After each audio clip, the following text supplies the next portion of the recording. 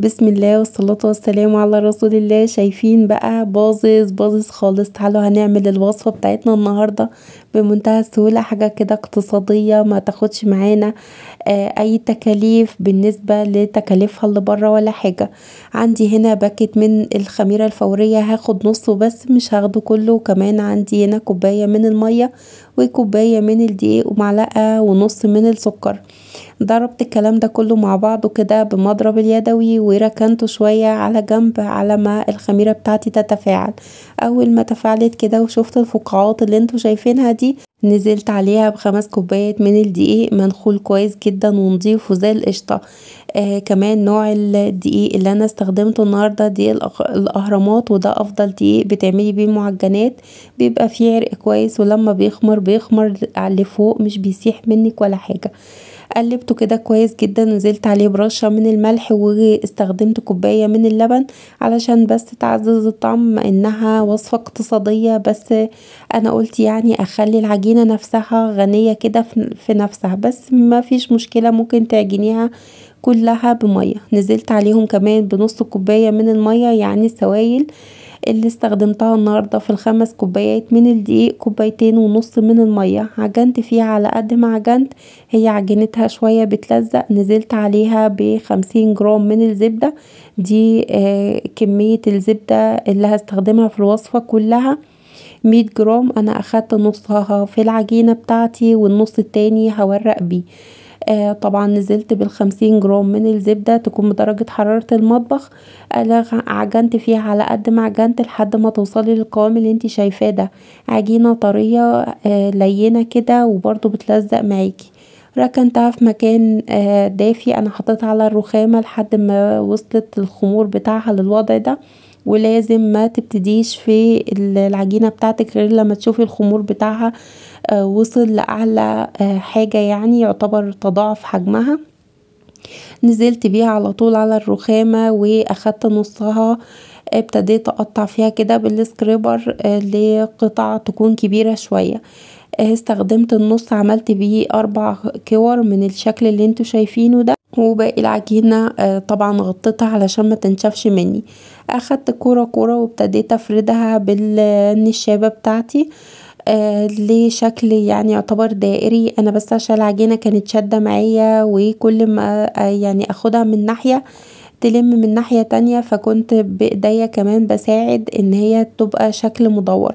جبت طبق يكون كويس كده على حجم العجينة اللي انا عاملاها، ودهنته دهنة من الزيت وابتديت احط فيه الكرة الاولانية.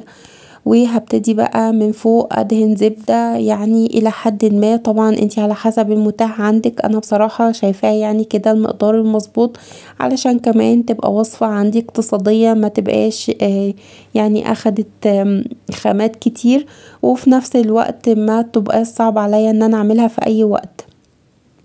دهنت ما بين الطبقات بتاعتها زبدة زي ما انتي شايفة، طبقة كويسة كده من الزبدة، ونزلت بالكرة التانية.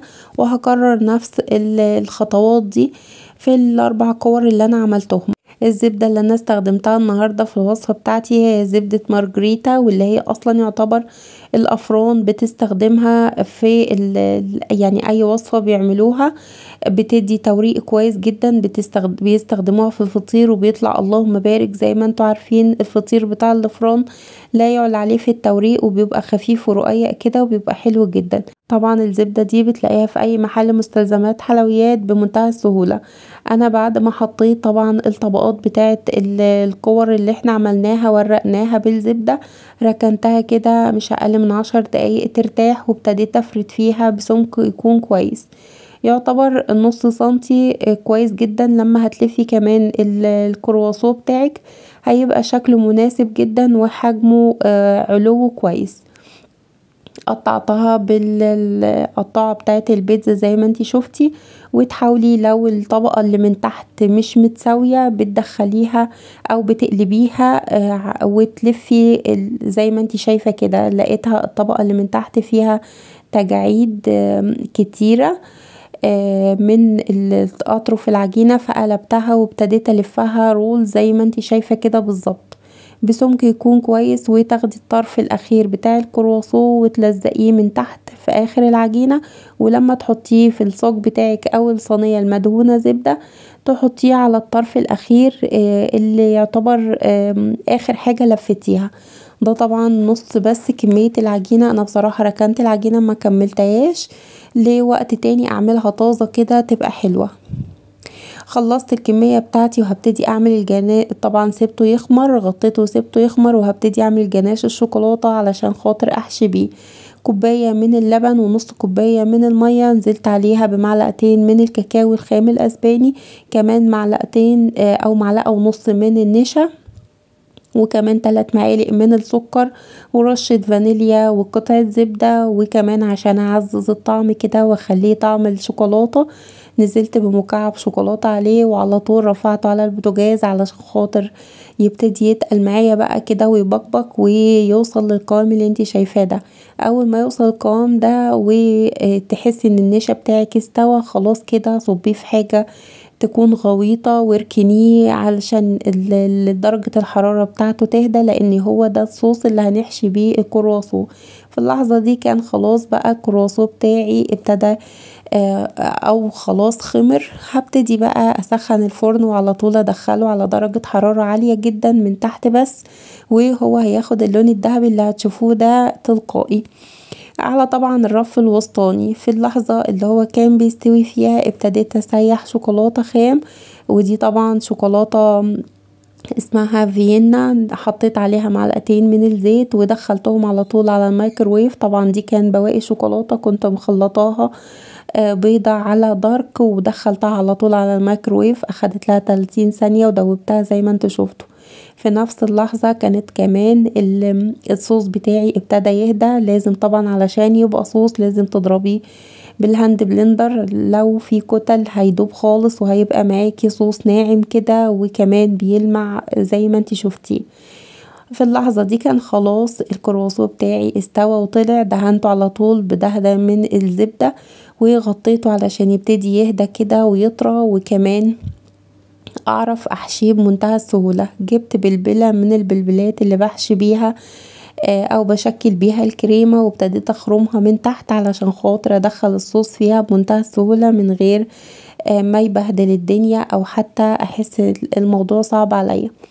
جبت كيس من اكياس الحلواني اللي استخدام مرة واحدة، وابتديت احط نفس البلبلة اللي خرمت بيها الكرواسون ونزلت عليها على طول بصوص الشوكولاتة اللي احنا عملناه. عايزة بقى تسمي الصوص ده صوص شوكولاتة سميه، عايزة تسميه جناش ممكن تحشي بيه تورت وجاتوهات، وممكن تغطي بيه تكسي بيه التورت من فوق او حتى كيكات. اللهم بارك، يمشي معاكي كل حاجة.